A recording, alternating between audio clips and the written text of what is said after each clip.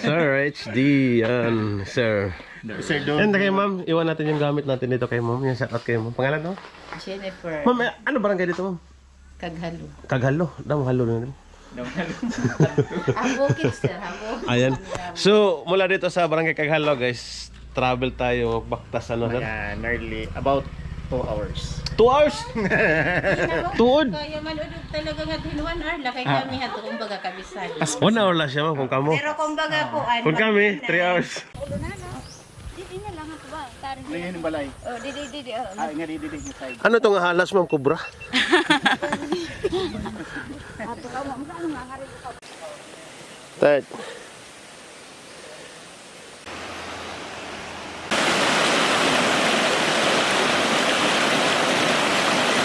Yan, first waterfalls.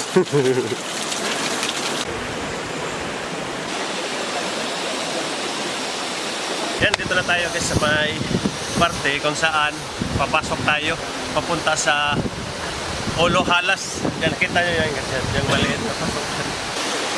Saan ito papunta, sir? Walang halos. Oo, amo na yun eh. Yan muna pala sa amin na ilog guys. May papasok dito. Ayan. Papunta na ito sa unang falls na puntahan natin. Yung Olong Halas na tinatawag. Ayan. Yun na, taas. Biglang dumilim dito sa loob. Wow, ang laki. Ano? Ang tawag dyan. Yan, may tubo dito ng ano guys, tubig.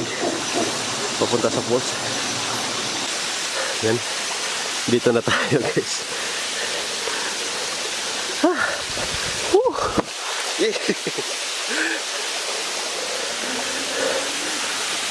Yan. Pwede sumakay.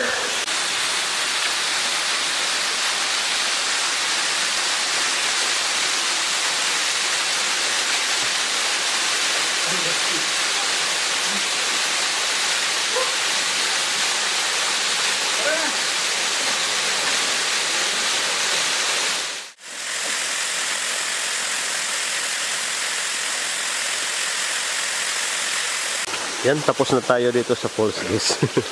Balik na tayo. So, ang gagawin natin ngayon guys, ibang falls naman na yan. Yan, thank you. Olong Halas Falls.